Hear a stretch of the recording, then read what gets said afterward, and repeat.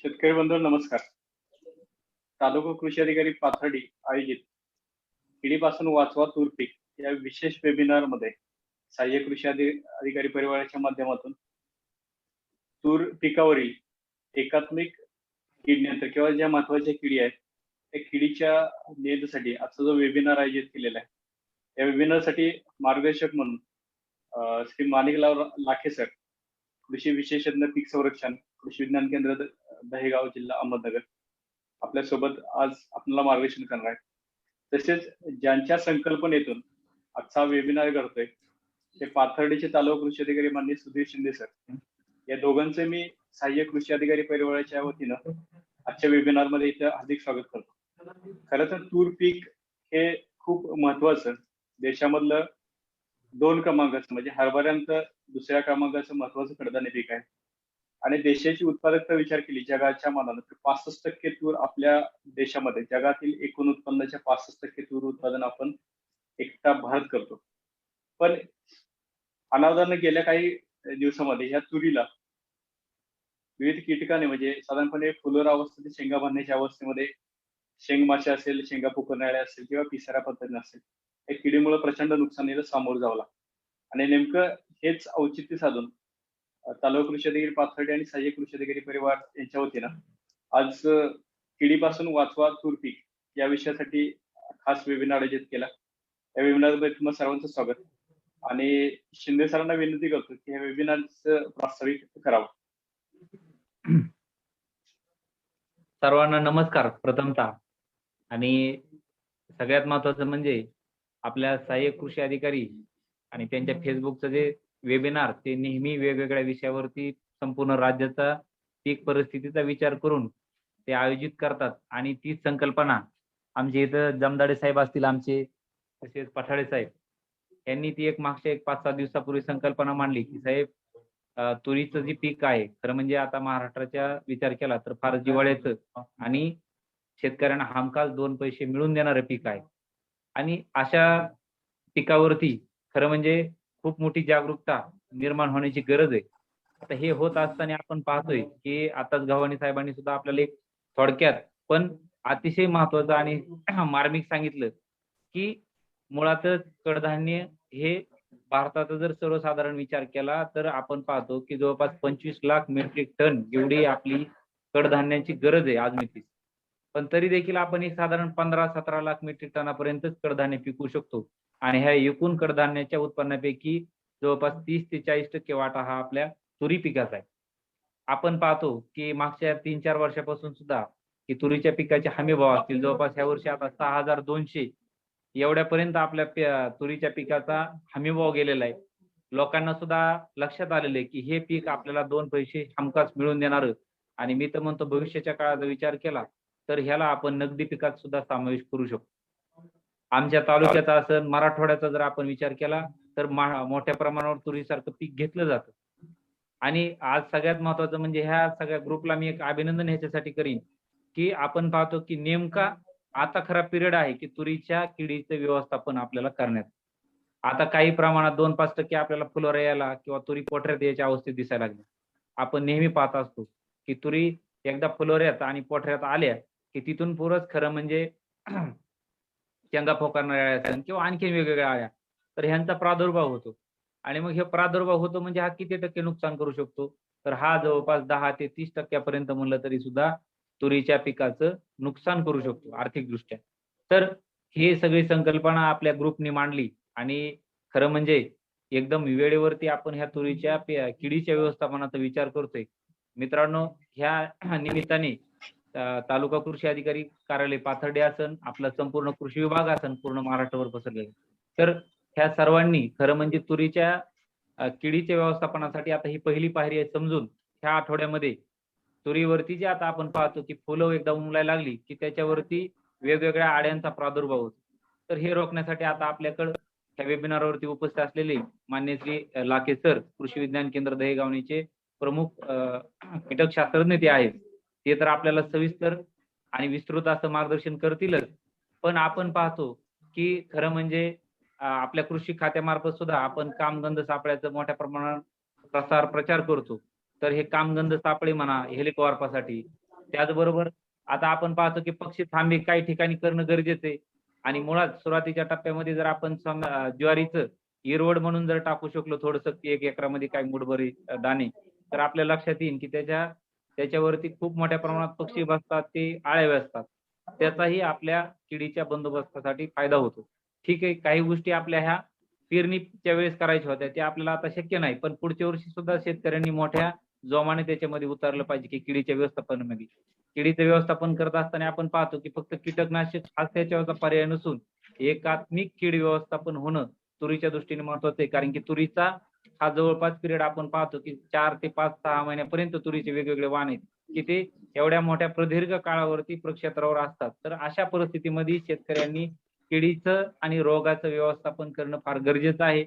आजचा विषय आपला मुळाचा किडीचा जरी असला, तरी मी 2 मिनिटांमध्ये तुरीचं थोडंसं तुम्हाला अर्थकारण सांगेन, की तुरीमध्ये आपण पाहतो, की BDN 711 सारखा एक चांगला वाण आपल्या बदनापूर कृषी जे संशोधन केंद्र आहे तुरीच्या बाबतीचं, त्यांनी प्रसारित केलेला तो वाण आहे. त्याची उत्पादकता आज मितीस फार मोठ्या प्रमाणात म्हणजे एकरी 15-17 क्विंटल पर्यंत शेतकरी गेलेत. शेतकऱ्यांच्या पसंतीस तो वाण आलेला आहे. भविष्यामध्ये कोणी खाजगी वाण वापरत असेल चांगली गोष्ट आहे. पण हे बदनापूरचं वाण सुद्धा माझा असं व्यक्तिगत अभ्यास आहे, की हा जर वापरला तर शेतकऱ्यांना चांगला फायदा होऊ शकतो. तुरीच्या पिकाचं अंतर असेल, आंतर मशागतीची कामं असतील, ही आता आपण जवळपास ऊसासारख्या, कपाशीसारख्या धर्तीवर करतो. तर हे पाहून आपल्याला सुद्धा आता लक्षात यायला लागलं, की सर्वसाधारण शेतकरी 10 क्विंटल पासून 14-15 क्विंटल पर्यंत पोहोचतो. आज आपण सर्वसाधारण 6,200 चा जरी भाव झाला, तरी कमीत कमी 60 ते 80,000 रुपये एकरी हे एक साधारण 120-150 दिवसामध्ये शेतकरी करू शकतो. त्याला जोड आज जर आपण पाहत असला, तर कपाशी एवढे किडींचा मोठा प्रादुर्भाव सुद्धा त्या पिकावरती नाही. तर थोड्याफार जे ह्याचे किडे आहेत, तर ह्याच्यामध्ये आपण निंबोळी अरिकासारखी फवारणी असेल, क्विनॉल-फॉस आहे. त्याला जोडूनच शेवटच्या टप्प्यात जर आपण इमामेक्टिन सारखी सुद्धा औषधाची फवारणी केली, तर शेंगा पोखरणाऱ्या अळीचा सुद्धा आपण मोठ्या प्रमाणात बंदोबस्त करू शकतो. तर आज हे सर्व आपल्याला लाखे साहेब विस्ताराने तर सांगतीलच, पण सगळ्यात महत्त्वाचं म्हणजे आपल्या ह्या सहाय्यक कृषी अधिकाऱ्याच्या जो ग्रुप आहे आणि जो मागच्या खरं म्हणजे अनेक दिवसापासून पूर्ण महाराष्ट्रभर जे काम करतो ते खरंच दखलपात्रच आहे, पण उल्लेखनीय आहे, की ते अतिशय चांगल्या पद्धतीचं काम करून व्यापक प्रमाणात महाराष्ट्रभर त्याचा प्रचार आणि प्रसार करतात. खरं म्हणजे आमच्या तालुक्याला त्यांनी होस्ट म्हणून संधी दिली सर्व त्यांच्या ग्रुपनी. तर त्याबद्दल मी त्या पूर्ण ग्रुपचं शतशः धन्यवाद व्यक्त करतो आणि भविष्यात सुद्धा आमच्या परिसरामध्ये डाळिंबाचं असेल, त्याचबरोबर संत्र्यासारखं सुद्धा आमच्या पाथर्डी परिसरामध्ये चांगलं पीक आहे, की जे शेतकऱ्याच्या अर्थकारणाला त्यांनी मोठा हातभार लावलेला आहे. तर ह्याही गोष्टीसाठी तुम्ही आमच्या तालुक्याची भविष्यात आम्हाला अशीच संधी तुम्ही देता होस्ट म्हणून. तर ही एक छोटीशी तुमच्याकडनं अपेक्षा व्यक्त करतो आणि पुनश्च एकदा पूर्ण आपल्या टीमचं धन्यवाद व्यक्त करतो आणि शेतकरी बांधवांना सुद्धा त्यांचा हा पूर्ण हंगाम तुरीचा अतिशय चांगला जाऊन शेतकऱ्यांना भरघोस असं तुरीचं उत्पन्न येऊ ह्याच्यासाठी सदिच्छा व्यक्त करतो आणि मी माझे 2 शब्दाचे भाषण थांबवतो. जय हिंद, जय महाराष्ट्र. धन्यवाद शिंदे सर. खरं तर अगदी मोजक्या वेळेमध्ये आणि मोजक्या शब्दामध्ये तुरीचं किंवा कडधान्याचं इकॉनॉमी मधलं महत्व असेल आणि IPM आहे, तुरीमधलं IPM आहे, त्याच्याबद्दल सुद्धा मी मार्गदर्शन केलं आणि सहाय्यक कृषी अधिकारी परिवारासोबत काम करण्याची इच्छा व्यक्त केली. आम्ही नक्कीच आमच्या सोबत आपण सोबत तुमच्या मार्गदर्शनाखाली जास्तीत जास्त वेबिनार कशी घेता येतील याच्या दृष्टीने प्रयत्न करूया. पुन्हा एकदा हा सर विशेष वेबिनार तुम्ही आयोजित केला त्याबद्दल तुमचे धन्यवाद. आणि माननीय लाखे सर, आजचे जे मार्गदर्शक आहेत कृषी विशेषज्ञ पीक संरक्षण कृषी विज्ञान केंद्र दहेगाव जिल्हा नगर, यांना विनंती करतो की तुरीमधले जे किडे आहेत त्या किडीबद्दल मार्गदर्शनाला आपल्या मार्गदर्शनाला सुरुवात करावी. सर्वप्रथम सर्वांना नमस्कार. आणि आपला जो कृषी सहाय्यकांचा जो हा उपक्रम आहे हा तर खरं तर अतिशय स्तुत्य असा उपक्रम आहे, ज्यामुळं की महाराष्ट्रातल्या कोण्याकोण्यामध्ये जे काही शेतीचं तंत्रज्ञान आहे, वेगवेगळ्या भागामधून असलेले जे काही तज्ज्ञ आहेत त्यांचं मार्गदर्शन सर्व शेतकऱ्यांना उपलब्ध होत आहे. त्यामुळं खरंच ही गोष्ट अभिनंदनास पात्र आहे. आणि आजच्या या कार्यक्रमासाठी आपण मला आमंत्रित केलं त्याबद्दल मी पुन्हा आपले आभार व्यक्त करतो. आणि हा जो काही कार्यक्रम आहे त्याला आपण सुरुवात करूया. मी पहिल्यांदा स्क्रीन शेअर करतो आपल्यासाठी. होस्ट डिसेबल्ड जरा एनेबल कराल का?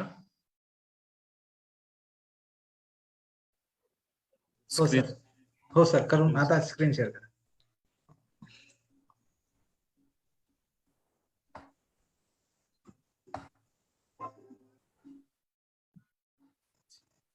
खाली शेअर स्क्रीन म्हणून बटन असेल सर हिरव्या रंगात. ठीक. ओके, दिसतं आता? हो सर. ओके, ठीक.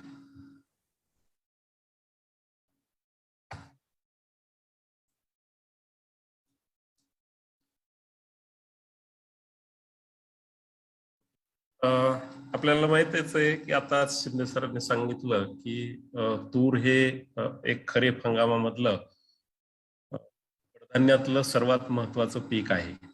आणि अलीकडच्या काळामध्ये तुरीचं उत्पादन ही मोठ्या प्रमाणामध्ये वाढताना आपल्याला दिसून येत आहे. तसंच बाजारभावही त्याला चांगले मिळत आहेत. म्हणूनच हे एक कापसासारखं नगदी पीक म्हणून देखील गणलं जायला हरकत नाही, असं जे शिंदे साहेबांनी म्हटलं. त्याला दुजोरा द्यायला काही हरकत नाही. आपल्याला माहित आहे की कडधान्यामध्ये साधारणपणे 20 ते 25% म्हणजे तृणधान्याच्या 2 ते 2.5 पटीनं प्रथिनं जास्त असतात. तुरीचाच विचार केला तर 21 ते 23% प्रथिनं ही ह्या तुरीमध्ये असतात. म्हणून मोठ्या प्रमाणामध्ये या जे व्हेजिटेरियन लोक आहेत किंवा शाकाहारी लोक आहेत त्यांच्यासाठी हा एक प्रोटीनचा किंवा प्रथिनाचा एक प्राथमिक सोर्स आहे असं आपल्याला म्हणायला हरकत नाही. आता हे जे काही पीक आहे तुरीचं, या तुरीच्या पिकावर आपल्याला माहित आहे की वेगवेगळ्या किडी आणि रोगांचा प्रादुर्भाव होतो. आणि या किडी आणि रोगांच्या प्रादुर्भावामुळे साधारणपणे नाही म्हटलं तर जास्तीत जास्त 70 ते 80% पर्यंत नुकसान होतं.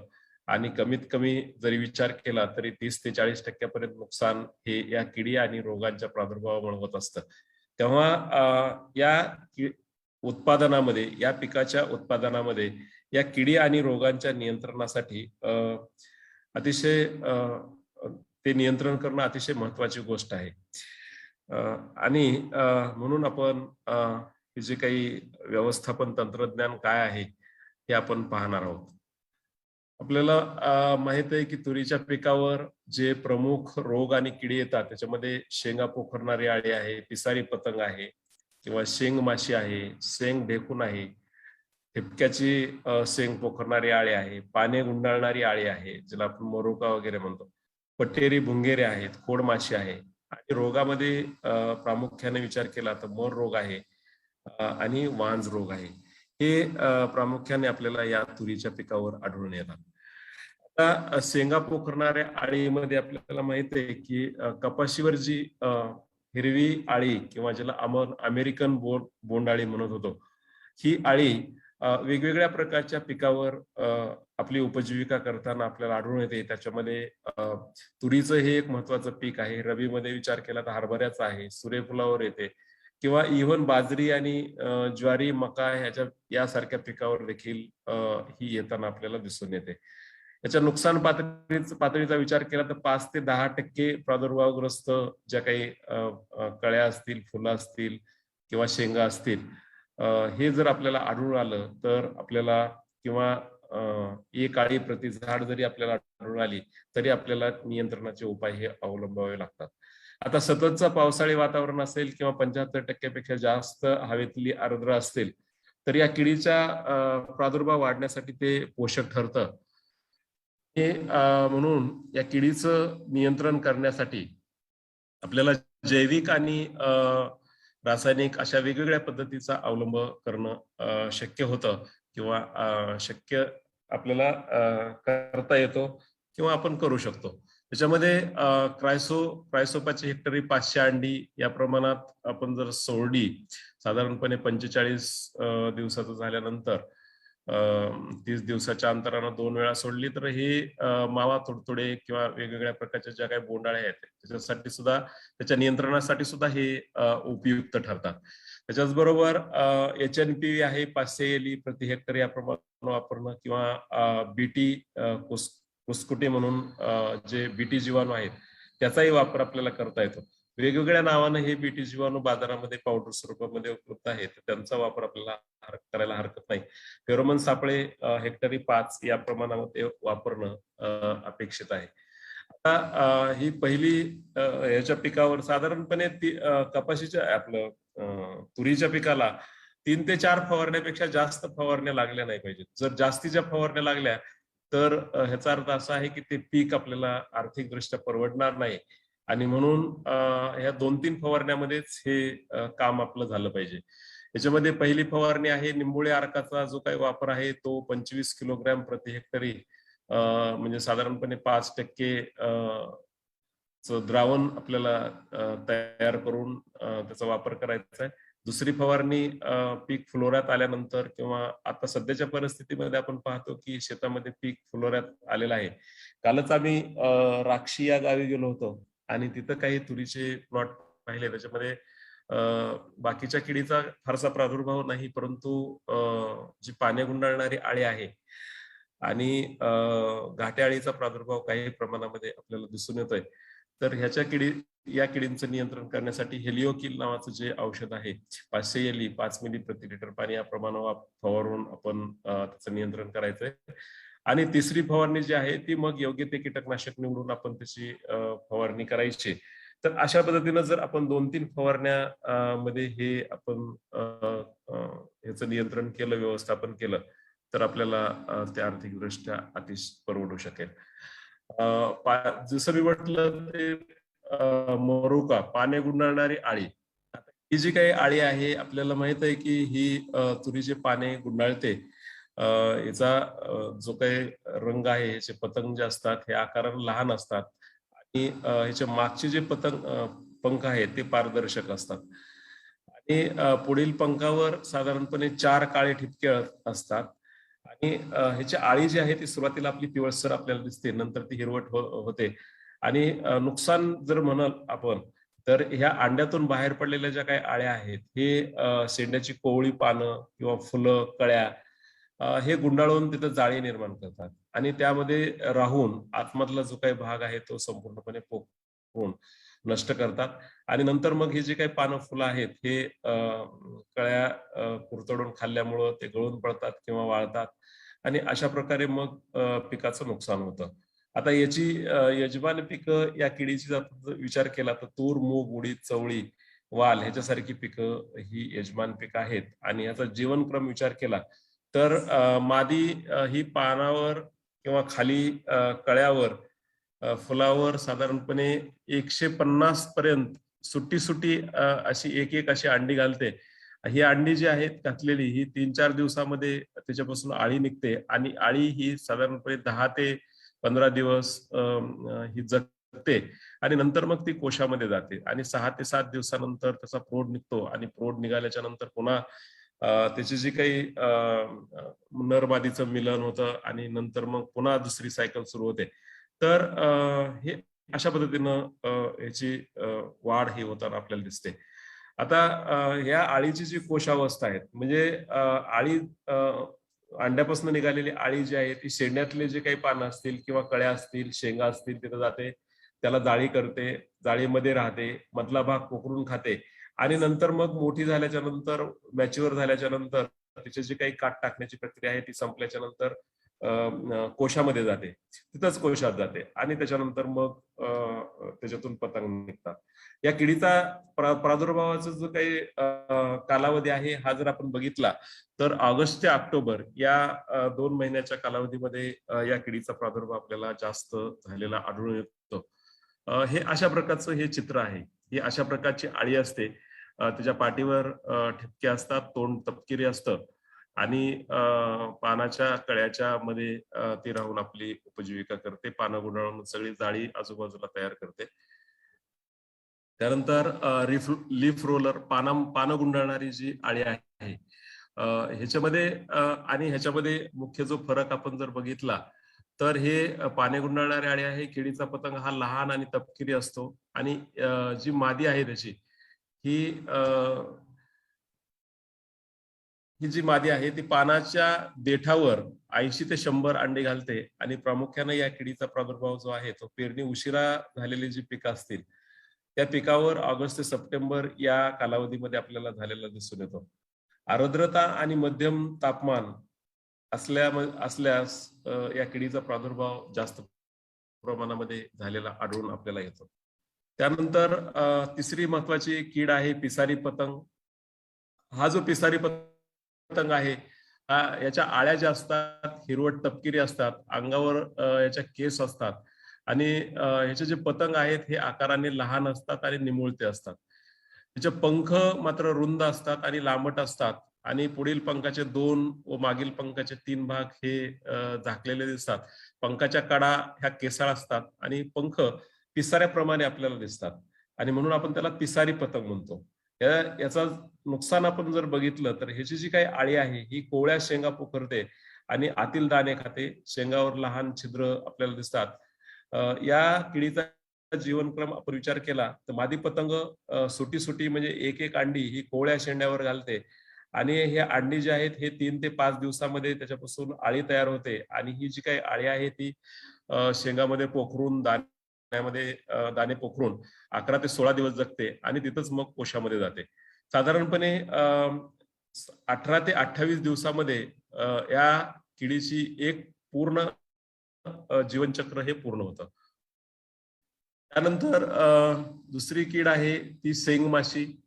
या शेंग माशी ही काळी आणि चमकदार असते आणि ह्याची आळी जी असते ती ही पांढरी आणि तोंड त्याचं गर्द भुरकट रंगात असतं. कोश याचे जर आपण बघितले तर गोल व लालसर असतात आणि ही जी काही नुकसान आहे हे नुकसान तुरीच्या उशिरा येणाऱ्या जाती ज्या आहेत किंवा उशिरा पेरणी केलेल्या तुरीच्या जाती आहेत त्याच्यावर प्रादुर्भाव या शेंगमाशीचा जास्त प्रमाणामध्ये आढळून येतो. आळी याच्यामध्ये प्रवेश करते शेंगामध्ये आणि आतले जे काही दाणे आहेत त्याचं नुकसान करतं. दाणे त्याच्यामुळे सडतात, त्याची उगवण शक्ती कमी होते. असे जे काही दाणे आहेत हे खाण्यास उपयुक्त राहत नाहीत. आपण हे केल्याच्या नंतर मळणी केल्याच्या नंतर आपल्याला काही दाणे किडलेले दिसतात. आपण त्याला अडकण्या म्हणतो. तर अशा प्रकारचे जे काही अडकण्या आहेत किंवा किडलेले दाणे आहेत हे या शेंगमाशीच्या प्रादुर्भावामुळे आपल्याला झालेले दिसून येतात. आणि या किडीचे जे यजमान पीक आहे त्याच्यामध्ये तूर आहे किंवा वाल आहे आणि ह्याचा जीवनक्रम जर आपण बघितला तर मादी शेंगाच्या पेशीत अंडी घालते. अंडी 5 ते 8 दिवस राहतात, त्याच्यापासून आळी तयार होते. आळी ही 10 ते 18 दिवस जगते आणि नंतर मग कोशामध्ये जाते. कोश हे 4 ते 10 दिवसापर्यंत राहतात आणि त्यानंतर मग हे प्रौढ बाहेर येतात. आणि ही जी काही आळी आहे या किडीची ही शेंगातच कोशावस्थेमध्ये जाते. त्यानंतर शेंगावरील ढेकून आपण पाहिलं असेल अशा प्रकारचे ढेकून असतात. हे जे ढेकून आहेत हे पानामधून किंवा शेंगामधून रस शोषण करतात. ते अंडी शेंगावर आपल्याला घातलेले दिसतात. पूर्ण वाढलेला ढेकून हा तपकिरी रंगाचा असतो. अंडी 8 दिवसाची असतात. त्यातून लाल रंगाची जी पिलं आहेत ती बाहेर पडताना दिसतात. आणि या किडीचा प्रादुर्भाव शेंगावर असला तरी पिले आणि हे जे काही फुलं आहेत पानं आहेत त्यामधला सुद्धा रस शोषण करतात आणि शेंगामधील देखील रस शोषण करतात. आणि त्याच्यामुळं काय होतं की त्या शेंगामधले जे काही दाणे आहेत हे दाणे पोसण्यासाठी पोसत नाहीत किंवा कमी प्रमाणामध्ये पोसतात आणि ते लहान राहतात किंवा काही वेळेला शेंगा आकसून जातात आणि त्याच्यामध्ये दाणे भरत नाहीत. अशा प्रकारची परिस्थिती आपल्याला याच्यामध्ये शेतामध्ये दिसते. त्यानंतर खोडमाशी ही तुरीच्या खोडावर येताना आपल्याला दिसते. ही जी काय अंडी आहे ही अंडी आणि ह्याची कोशावस्था 1 ते 2 आठवड्यापर्यंत चालते. अंड्यातून बाहेर पडलेली जी आळी आहे ही कोवळ्या भागावर उपजीविका करते आणि नंतर मग खोडाचा जो कोवळा भाग आहे त्या कोवळ्या भागामध्ये शिरून आतमध्ये शिरते आणि संपूर्णपणे त्यामुळे झाड सुद्धा मर झालेली आपल्याला दिसते किंवा झाड वाळलेलं आपल्याला दिसतं आणि काही वेळेला या झाडाचा जो शेंडा आहे तोही आपल्याला वाळलेला दिसतो. त्यानंतर पट्टेरी भुंगेरे ही सुद्धा कीड आहे. जसं ही कीड बाजरीच्या पिकावर मोठ्या प्रमाणामध्ये येते, परंतु तुरीच्या पिकामध्ये ठिकाणी गेल्या वर्षी काही ठिकाणी या किडीचा प्रादुर्भाव आपल्याला आढळून आला होता. तर हे अशा प्रकारचे हे पट्टेरी भुंगेरे आहेत. हे जे काही भुंगेरे आहेत हे त्या फुलामधले जे काही पोलन वगैरे आहेत हे मोठ्या प्रमाणामध्ये खातात आणि त्याचं नुकसान करतात. याच्या नियंत्रणासाठी साधा सोपा उपाय आहे की पकडायचे आणि रॉकेल मिश्रित किंवा कीटकनाशक मिश्रित पाण्यात त्या व्यतिरिक्त इतरही किडी आहेत. ह्या काही फार महत्वाच्या आहेत असं वाटत नाही. ह्या दुय्यम प्रकारच्या किडी आहेत, परंतु अलीकडे दुय्यम प्रकारच्या किडीचा सुद्धा प्रादुर्भाव काही पिकावर प्राथमिक किडीमध्ये रूपांतरित होताना आपल्याला दिसून येतो. म्हणून आपल्याला ह्याच्याकडे लक्ष देण्याची गरज आहे. ह्याच्यामध्ये तुडतुडे आहेत. हे तुडतुडे बुरकट हिरव्या आणि हिरव्या रंगाचे आणि पात्रीच्या आकाराचे असतात. पंखावर ह्याच्या काळा ठिपका असतो. याचं नुकसान आपण जर बघितलं तर हे जे काही तुडतुडे आहेत हे पानातील रस शोषण करतात, त्यामुळे पानं आकसतात, लालसर होतात आणि तपकिरी होऊन नंतर गळतात. अशा प्रकारची परिस्थिती आपल्याला दिसून येते. 2 ते 3 पिलं जर प्रतिपानावर असतील तर आपण त्याचं नियंत्रणासाठी उपाय योजना करणं अपेक्षित आहे. अधूनमधून होणारा हलका जो पाऊस असेल किंवा ढगाळ वातावरण असेल, उशिरा पेरणी झालेलं पीक असेल किंवा नत्रयुक्त खताचा वापर थोडासा जास्त झालेला असेल किंवा काही शेतकरी बऱ्याच वेळेला असं करतात की लगेच काही कीड नसली तरी एखाद्या कीटकनाशकाची फवारणी करून देतात. जसं निओनिकोटिनाइड घरातले जे इमिडाक्लोप्रिड सारखे जे कीटकनाशक आहे त्यांचा वापरही करतात. त्यामुळं या किडीचा प्रादुर्भाव मोठ्या प्रमाणामध्ये पिकावर आपल्याला आढळून येतो. त्याचं नियंत्रणाच्या उपायासाठी खताचं व्यवस्थापन करणं, नत्रयुक्त खताचा योग्य तो वापर करणं, शिफारसीप्रमाणे अंतर ठेवणं, वर्टिसिलियम सारखी जे काही जैविक बुरशी आहे त्याचा वापर करणं, निंबोळी अर्काचा वापर करणं, क्रायसोपरला किंवा जे परोपजीवी परभक्षी कीटक आहेत त्यांचा वापर करणं आणि मग गरज पडली तर रासायनिक कीटकनाशकाचा वापर करणं. ह्याच्यामध्ये दुसरी जी रस शोषण करणारी कीड आहे ती आहे फुलकिडे. हे सुद्धा काही प्रमाणामध्ये फुलामध्ये वगैरे आढळतात, तर त्यांचंही नियंत्रणासाठी आपण योग्य ती उपाययोजना केली पाहिजे. त्याचं महत्वाची जी वाढ आहे किंवा या किडीचा प्रादुर्भाव वाढण्याची जी कारण आहे त्याच्यामध्ये प्रामुख्यानं पावसाळ्याच्या शेवटी आणि लांब उघाड पडली तर या किडीचं प्रादुर्भाव वाढतो. तसंच तापमानामध्ये वाढ झाली तरी या किडीच्या संख्येमध्ये मोठ्या प्रमाणामध्ये वाढ होताना आपल्याला दिसून येते. ह्याचं नियंत्रणासाठी सर्वप्रथम पिकात स्वच्छता ठेवणं, नत्रयुक्त खताचा योग्य वापर करणं, जैविक कीटकनाशकामध्ये बिव्हेरिया किंवा वर्टिसिलियम याच्यासारखे कीटक वापरणं, जे परोपजीवी आणि परभक्षी कीटक आहेत त्यांचाही वापर करणं. त्यानंतर पांढरी माशीचे हे पंख जे आहेत हे दुधाळ रंगाचे असतात आणि ही जी काही माशी आहे हे माशीचे प्रौढ आणि पिलं पानाच्या खालच्या बाजूला राहून त्याच्यातला रस शोषण करतात. त्याच्याच बरोबर शरीरातून चिकट पदार्थ सोडतात, त्यामुळं त्याच्यावर काळी बुरशी वाढते. त्यामुळं काळी बुरशी वाढल्यामुळं अन्न निर्माण करण्याची जी काही प्रक्रिया आहे ती मंदावते आणि पर्यायानं उत्पादनामध्ये घट येते. त्याचबरोबर विषाणूचा सुद्धा ही पांढरी माशी प्रसार एका झाडावरून दुसऱ्या झाडावर करत असते.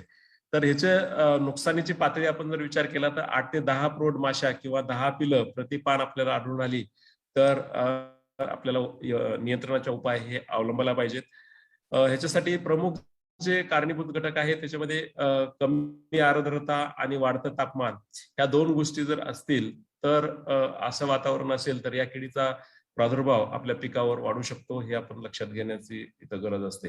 आणि याच्या नियंत्रणासाठी मग पिवळे चिकट सापळे वापरणं किंवा निंबोळी अर्काचा वापर करणं किंवा जैविक जसं मगाशी म्हटलं तसं वर्टिसिलियम असेल, बिव्हेरिया असेल याच्यासारखे ज्या बुरशी आहेत त्यांचा वापर करणं, सापळ्यांचा वापर करणं, पेरणीचा कालावधी योग्य प्रमाणामध्ये ठेवणं, ह्या सगळ्या अशा काही गोष्टी आपण अवलंबू शकतो. त्यानंतर मावा ही कीड सगळ्यांना आपल्याला ओळखीची आहे. जसं इतर पिकावर येते तसंच या तुरीच्या पिकावर देखील या मावा किडीचा प्रादुर्भाव आपल्याला होताना दिसून येतो. परंतु ही जी काही कीड आहे ही साधारणपणे रिमझिम पाऊस आणि अधिक आर्द्रता जेव्हा असेल तेव्हा या या किडीच्या वाढीसाठी पोषक असं वातावरण तयार होतं आणि पिकावर मोठ्या प्रमाणामध्ये ती वाढते. जोराचा पाऊस झाला किंवा उघाड पडली किंवा अतिशय ड्राय वातावरण झालं तर या किडीचा प्रादुर्भाव ऑटोमॅटिकली कमी होताना आपल्याला दिसून येतो. तर हे आपल्याला लक्षात घेण्याची गरज आहे. दुसरी एक महत्वाची कीड अलीकडे आपल्याला आढळून येते, जसं आपण कपाशीच्या पिकावर झालं किंवा तुरीच्या पिकावर देखील या किडीचा प्रादुर्भाव होताना आपल्याला दिसतोय, ती म्हणजे पिट्या ढेकूण. आता हे जी काही पिट्या ढेकूण आहे, हे पिट्या ढेकूण अगदी तुम्ही जर बघितलं तर रस्त्याच्या कडेला जे गवत आहे त्याच्यावर सुद्धा या किडीचा प्रादुर्भाव आपल्याला दिसून येतोय. तसं इतर पिकं जी आपली शेती पिकं आहे त्याच्यामध्ये सुद्धा या किडीचा प्रादुर्भाव आपल्याला झालेला आढळून येतोय. तर ही जी कीड आहे ती पांढरट याचा रंग असतो, कापसासारखं त्याच्यावर आवरण असतं, अंगावर मेंचट थर असतो आणि त्यामुळे कुठलंही कीटकनाशक जर मारलं तर त्याचा प्रादुर्भाव म्हणजे त्याचं नियंत्रण होणं कठीण जातं. तर सगळ्यात महत्वाची जी गोष्ट आहे या किडीच्या नियंत्रणासाठी ती म्हणजे याच्या शरीरावरचा जो मेंचट पदार्थ आहे किंवा जी पांढरी पावडर आहे ही जर आपण काढून टाकू शकलो तर अतिशय साध्या पद्धतीनं, सोप्या पद्धतीनं देखील या किडीचं नियंत्रण आपल्याला करता येऊ शकतं. ही जी काही नुकसान आहे ही हे जे काही पिट्या ढेकूण आहे त्याचे प्रौढ आणि पिलं ही कपाशीची पान म्हणजे कपाशी असेल किंवा तुरी असेल तर याचे पानं, कोळी, शेंडे, पाते, फुलं, बोंड याच्यातून किंवा शेंगा याच्यातून रस शोषण करते आणि नंतर ही जसं रस शोषण करते तसं शरीरातून चिकट पदार्थ सुद्धा बाहेर सोडतात आणि या चिकट पदार्थावर बुरशीची वाढ होते आणि मोठ्या प्रमाणामध्ये नुकसान होतं. 5 ते 10% प्रादुर्भावग्रस्त झाडे जर दिसून आली तर याचं नियंत्रण करणं आपल्याला अपेक्षित असतं. ह्याच्या वाढीसाठी कमी पाऊस आणि कोरडी हवा, जास्त तापमान या किडीच्या वाढीसाठी पोषक असतं. तेव्हा तसं वातावरण असेल तर आपण योग्य ती उपाययोजना करणं गरजेचं आहे. नियंत्रणाच्या उपायामध्ये उन्हाळ्यामध्ये जमिनीची खोल नांगरट करणं, प्रादुर्भावग्रस्त शेतामध्ये जे काही आपल्या पूर्वीच्या पिकाचे अवशेष असतील, पराठे असतील, तुराटे असतील किंवा काय असेल ते करून नष्ट करणं किंवा 2% मिथिल पॅराथेनची भुकटी 10 किलो प्रति एकरी प्रमाण वापरून त्या ह्याच्यावर टाकणं. पिट्या ढेकणाच्या पर्यायी खाद्य वनस्पती जसं गाजर गवत असेल, पेठारी, बावची, रानभेंडी, रुचकी, कोळशी, जसं मी म्हटलं रस्त्याच्या कडेला जरी आपण बघितलं वेगवेगळ्या प्रकारची जी तणं असतात त्याच्यावर सुद्धा या किडीचा प्रादुर्भाव होताना आपल्याला दिसून येतो. शेताजवळची जी शोभिवंत झाडं असतील जसं जास्वंद असेल, क्रोटॉन असेल किंवा याच्यासारखी जी काही वनस्पती असतील त्याच्यावर देखील या पिट्या ढेकणाचा प्रादुर्भाव मोठ्या प्रमाणामध्ये झालेला आपल्याला दिसून येतो. आता या पिट्या ढेकणाचा प्रसार एका ठिकाणाहून दुसऱ्या ठिकाणी करण्यास हे जे मुंगळे असतात हे महत्वाची भूमिका बजावतात. वास्तविक पाहता हे मुंगळे त्या गोड पदार्थाकडे आकर्षित झालेले असतात, परंतु मग जाताना बरोबर ह्याचे जे काही अंडे असतील किंवा पिलं असतील हे बरोबर घेऊन जातात आणि एका ठिकाणाहून दुसऱ्या ठिकाणी त्यांना सोडतात. त्यामुळं या मुंगळ्याचं सुद्धा बंदोबस्त आपण करणं. पिट्या ढेकणाचा प्रादुर्भाव सुरुवातीला शेताच्या कडेकडेच्या झाडावर आणि कमी क्षेत्रात होतो, परंतु जर हा प्रादुर्भाव वाढला तर तो संपूर्ण शेतामध्ये वाढतं आणि मोठ्या प्रमाणामध्ये किडीचा प्रादुर्भाव झाल्यामुळे मग ती आटोक्यात येणं कठीण जातं. तर पिट्या ढेकणाची ही पिकं जी आहेत हे सुरुवातीला अवस्थेमध्ये एका ठिकाणाहून दुसऱ्या ठिकाणी जी रांगणारी अवस्था आहे, क्रॉलर्स आपण म्हणतो, तर हे एका झाडावरून दुसऱ्या झाडावर किंवा एका शेंड्यावरून दुसऱ्या शेंड्यावर जातात आणि तिथं हे नुकसान पोहोचवतात. आता ह्याच्यासाठी नियंत्रणासाठी पिकाची फेरपालट करणं देखील आवश्यक आहे, कारण एकच एक पीक आपण त्या शेतात घेतलं तर या किडीचा प्रादुर्भाव वाढण्याची देखील शक्यता. खुरपणी, कोळपणी ह्याच्यासारखे जे काय मशागतीचे काम आहे ती वेळेवर करणं गरजेचं आहे. त्या पिट्या ढेकणावर उपजीविका करणारे जे क्रिप्टोलिमस मॉन्ट्रिजेरी किंवा लेडी बर्ड बिटल आपण म्हणतो किंवा ढालकिडा आपण म्हणतो, तर याचा जास्तीत जास्त संख्या त्या शेतामध्ये कशी वाढेल हे आपण पाहणं गरजेचं आहे. त्याच्यासाठी तशा प्रकारचं जे काही इकोसिस्टम असेल किंवा वातावरण असेल, मायक्रो क्लायमेट असेल ते तिथं निर्माण करण्याची आवश्यकता आहे. आणि त्याच्यासाठी मग चवळी असेल, मका असेल, झेंडू असेल याच्यासारखी जी सापळा पीक आहे त्यांचा लावून आपण त्या शेताच्या भोवती किंवा अधूनमधून शेतामध्ये लावणं गरजेचं आहे. कीटकनाशकासोबत आपण धुण्याचा सोडा 20 ग्रॅम प्रति 10 लिटर पाणी या प्रमाणामध्ये जर अगोदर फवारून घेतला आणि नंतर मग कीटकनाशकाचा वापर केला तर निश्चितपणे आपल्याला 100% किंवा इव्हन 90% तरी आपल्याला नियंत्रण हे मिळू शकतं. वर्टिसिलियम लेकानी अधिक ब्युव्हेरिया हे दोन्ही बुरशी एकत्र मिसळून जर फवारणी घेतली तर त्याचा इफेक्ट आपल्याला अतिशय चांगला मिळतो. निंबोळ्या अर्काचा आणि निमतेलाचा त्याच्याबरोबर धुण्याचा सोडा वापरून आपण नियंत्रण करू शकतो. फिश ऑइल, रोजिन सोप असेल आणि नीम ऑइल असेल याचा वापर करून देखील किडीचं नियंत्रण करता येतं. आता लाल कोळी सुद्धा काही प्रमाणामध्ये अनेक पिकावर आपल्याला दिसून येतात. कपाशी असेल, तूर असेल किंवा इव्हन तुमचे ज्वारी किंवा बाजरी ह्याच्यासारख्या पिकावर देखील या लाल कोळीचा प्रादुर्भाव आपल्याला अलीकडच्या काळामध्ये दिसून येतो. आणि हे जे लाल कोळी आहेत हे लाल कोळी इतर कीटकाच्या तुलनेने वेगळे असतात. त्यांना 8 पाय असतात. पिला आणि पोट जे आहेत हे कोळ्याचे हे कोळ्या पानातला रस शोषण करतात. त्यामुळे पानावर पांढरट फिक्कट पिवळे चट्टे पडलेले आपल्याला दिसतात आणि नंतर पानं ही तपकिरी होऊन वाळतात. आणि या किडीचा जे काही नुकसान आहे हे आपल्याला सुरुवातीला दिसत नाही, लक्षात येत नाही. परंतु जर जसं जसं याचा संख्या वाढेल आणि प्रादुर्भाव वाढेल तसं या किडीचा प्रादुर्भाव झालेला आपल्याला लक्षात येतं आणि पिकाचं नुकसान होताना आपल्याला दिसतं. तर याच्यामुळे उत्पादनामध्ये घट येते. त्याच्याबरोबर हे जे काही कोळी आहेत हे स्टरिलिटी मोझाईक सारखा जो काही विषाणू आहे ह्या विषाणूचा देखील हे प्रसार करतात आणि मोठ्या प्रमाणामध्ये एखाद्या क्षेत्रामध्ये 1-2 झाडं असतील आणि त्याच्यावर असा कोळीचा प्रादुर्भाव झाला आणि स्टरिलिटी मोझाईकचा प्रादुर्भाव असेल तर ते इतर क्षेत्रामध्ये इतर झाडावर पसरवण्याचं काम हे कोळी करतात. जर 10 कोळी प्रतिपान आपल्याला आढळून आले तर ही नुकसान पातळी समजावी आणि त्याच्यानंतर आपण रासायनिक कीटकनाशकाच्या फवारण्याचा वापर करावा. कारणीभूत घटक आपण याला विचार केला तर कोरडी हवा, जास्त तापमान या किडीच्या वाढीसाठी पोषक असतं.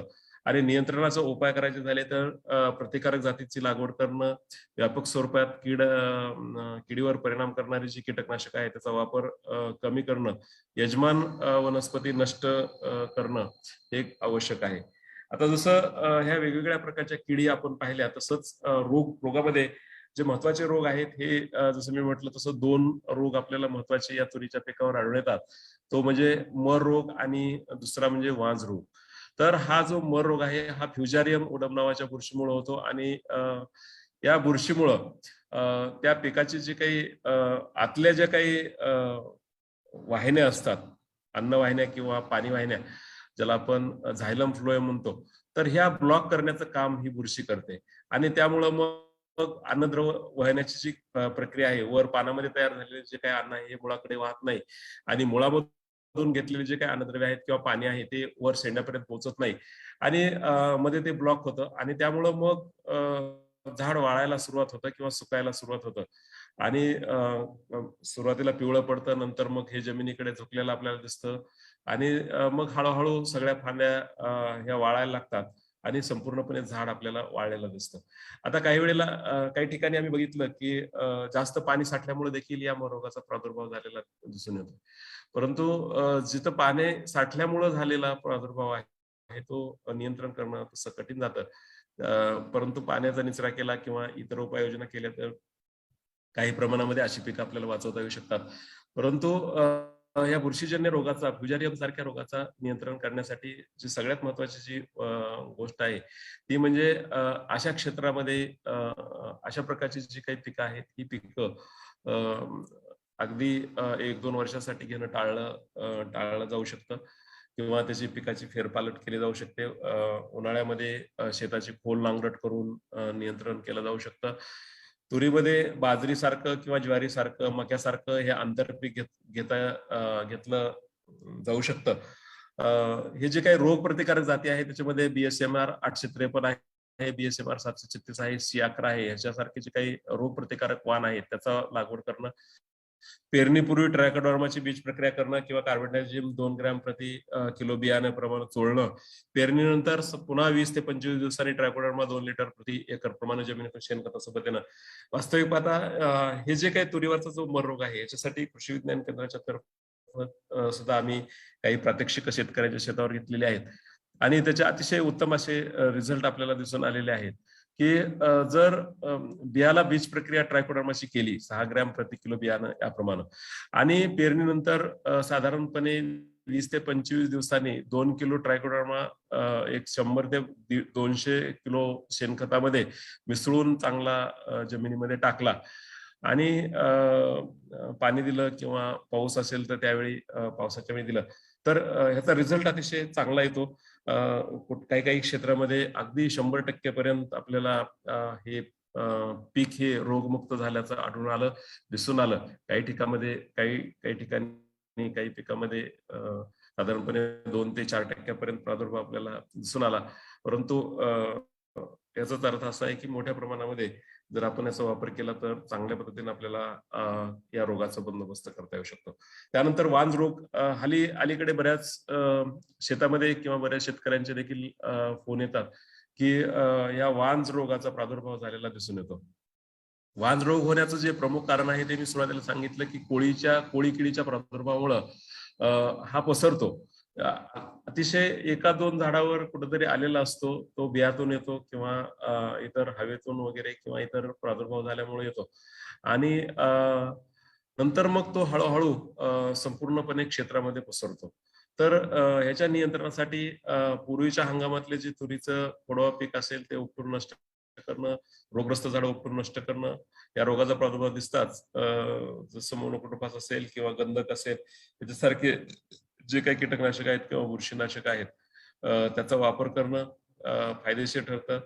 त्याचबरोबर ज्या रोग प्रतिकारक जाती आहेत जसं 853 आहे, BSMR 736 आहे, BDN 711 आहे, याच्यासारख्या ज्या जाती आहेत त्याचा वापर करणं हे फायदेशीर ठरतं.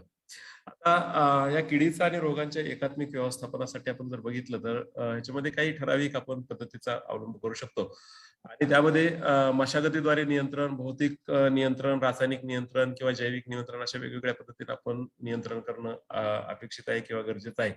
या मशागतीच्या पद्धतीमध्ये पीक काढणीनंतर शेत लगेच त्याची खोल नांगरट करणं, कमी प्रमाणात बळी पडणाऱ्या म्हणजे रोगाला किंवा किडीला कमी प्रमाणात बळी पडणाऱ्या जे काही वाण आहेत त्याची निवड करणं, वेळेवर आंतरमशागत करून किडी आणि ज्या तणावर उपजीविका करतात त्या तणांचा नाश करणं, थोडक्यात पीक तणविरहित ठेवणं हे याच्यामध्ये उपाययोजना ठरू शकतात.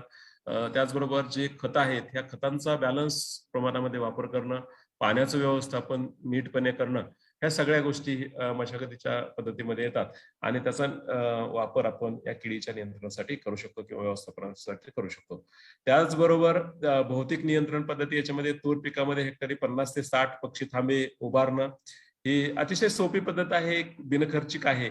शेतामध्ये असलेल्या ज्या काही काट्या असतील म्हणजे बांबू असतील हे लावून जर आपण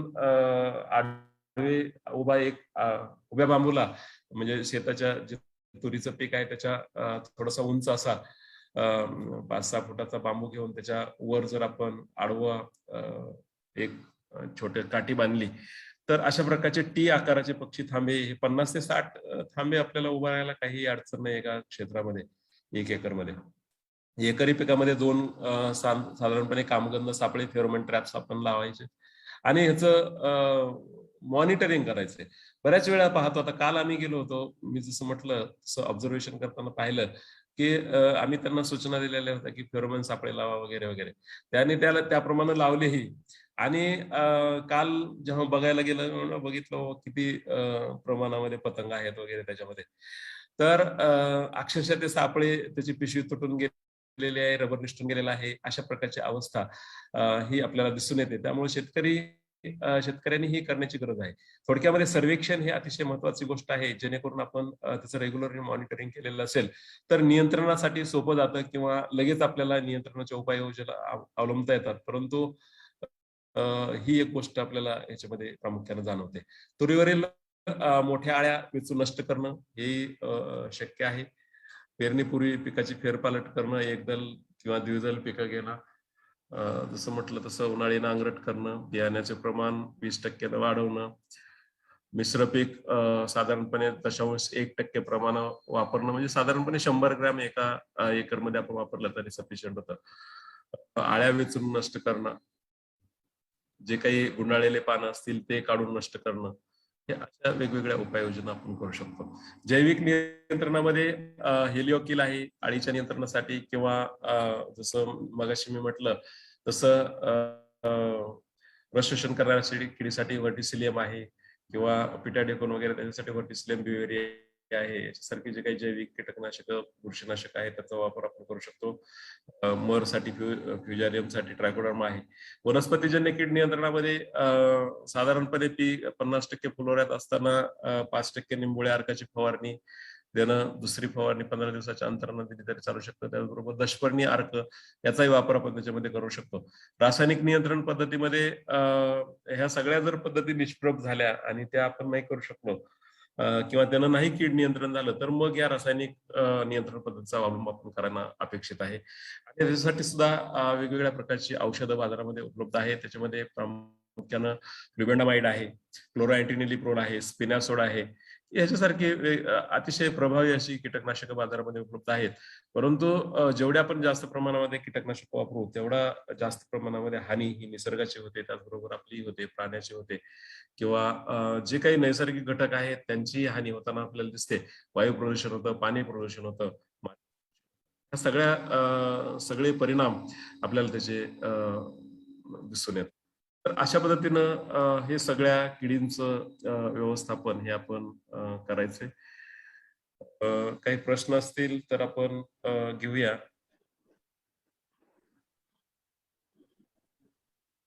जमदारे सर.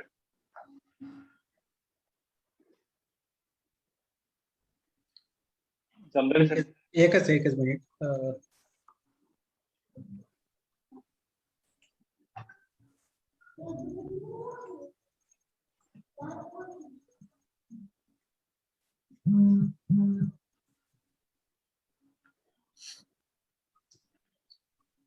साधारण जे 4-5 प्रश्न आलेले आहेत ना त्याचे उत्तर अगोदरच झालेत वेबिनार मध्ये, त्याच्यामुळे ते रिपीट करण्यात काही नाही. बरं विनाकारण वेळ वाढतो. हा, ठीक, हरकत नाही. गव्हाणे साहेब. शिंदे सर. शिंदे सर काय आहे अजून समोर करायचं? शिंदे सर. ठीक आहे. धन्यवाद लाखे सर. धन्यवाद. तुरीवरच्या प्रमुख किडी बरोबर अगदी ज्या मायनर पेस्ट म्हणतो त्याला, त्या पण आपण कव्हर केल्या. रोगामध्ये मर रोग आणि वांस रोग हे पण खूप छानपणे कव्हर केलं. किडीमध्ये शेंगा पोखरणारे अळी असेल, शेंग माशी असेल, पिसारी पतंग आहे, खोडमाशी आहे, पट्टेरी गुंगे म्हणजे त्याला ब्लिस्टर बिटर म्हणतो आपण, तुडतुडे, फुलकिडे, पांढरी माशी, मावा, पिठे डेकून, रेडमाइट, लाल कोळी. खूप सविस्तर सर्व किडी रोग आणि सगळ्यात महत्वाचा IPM म्हणजे एकच गोष्ट करून उपयोग नाही, तर एकात्मिक कीड व्यवस्थापन, इंटिग्रेटेड पेस्ट मॅनेजमेंट हा सुद्धा विषय अतिशय चांगल्या पद्धतीनं आपण कव्हर केला आणि शेतकऱ्याला समजेल या भाषेत सांगितलं. त्याबद्दल तालुका कृषी अधिकारी पाथर्डी आणि सहाय्यक कृषी अधिकारी परिवार आणि आपले सर्व श्रोते मंडळी यांच्या वतीने मी आपला आभार मानतो आणि आजचा वेबिनार संपला असं जाहीर करतो. धन्यवाद सर. ओके, धन्यवाद.